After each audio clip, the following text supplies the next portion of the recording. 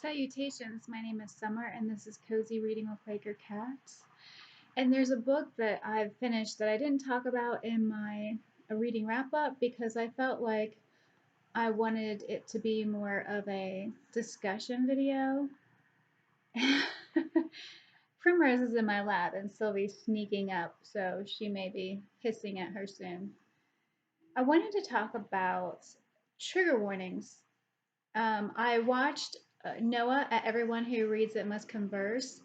A couple days ago, I watched one of his lives, and I love Noah's live videos. There's been so many great discussions that have come about from his shows, and also buddy reads that in the chats I've actually got from watching his live shows. So I think they're just wonderful.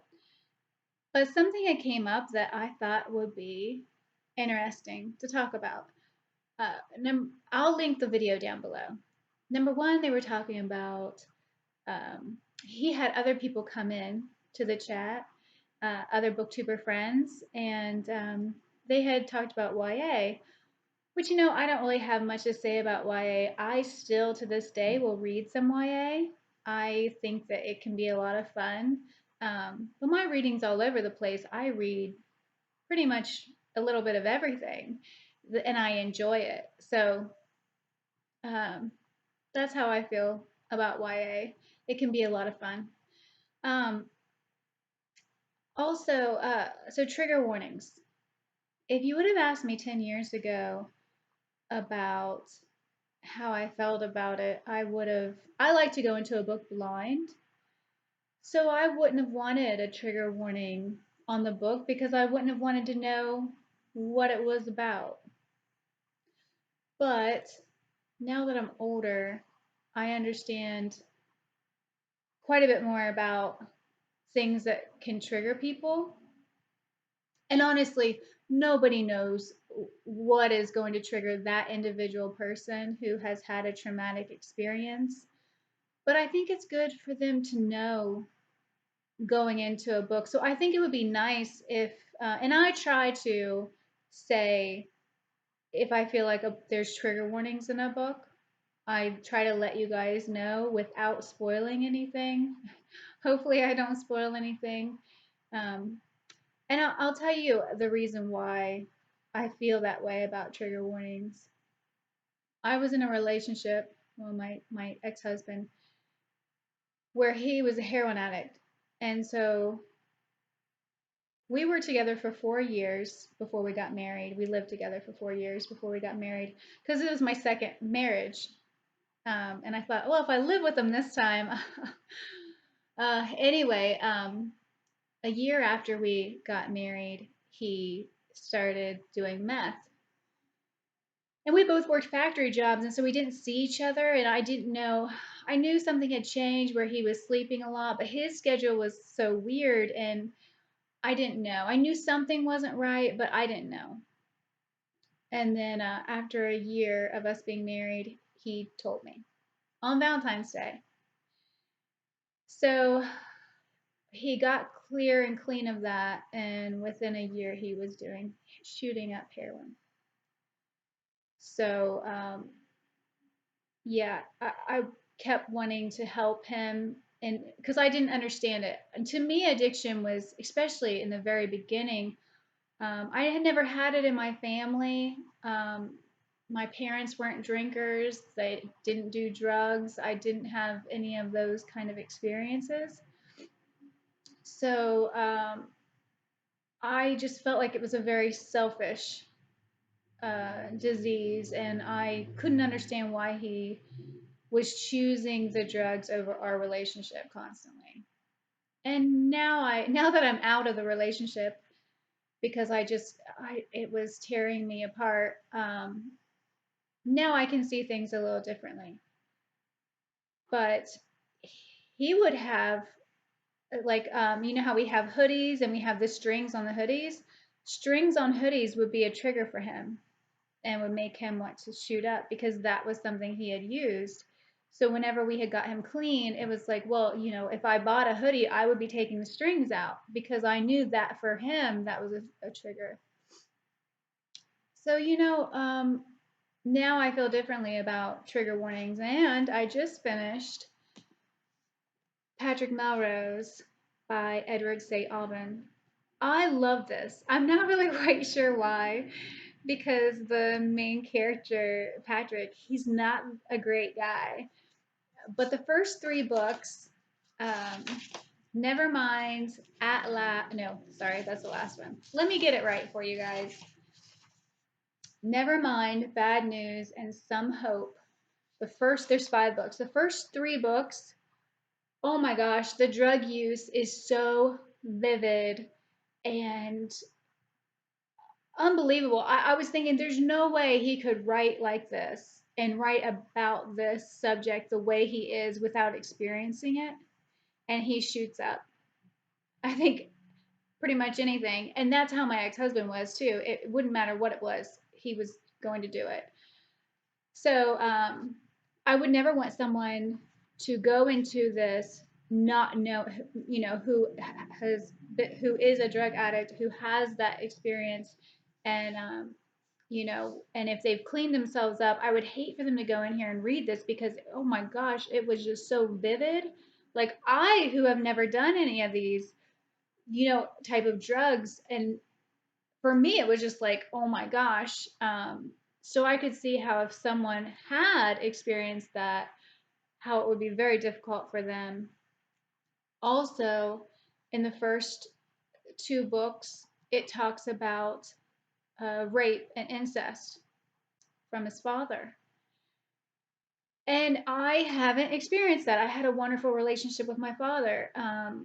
So, but if someone else has had that trauma, I would hate to know their reaction going into this blind and if it was a trigger to bring up this self-harm or whatever, you know what I mean, because every person's different. So I do feel differently about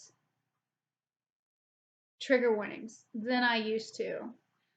I think it's good to be more sensitive for people who need it. Me personally, I like to go into books blind.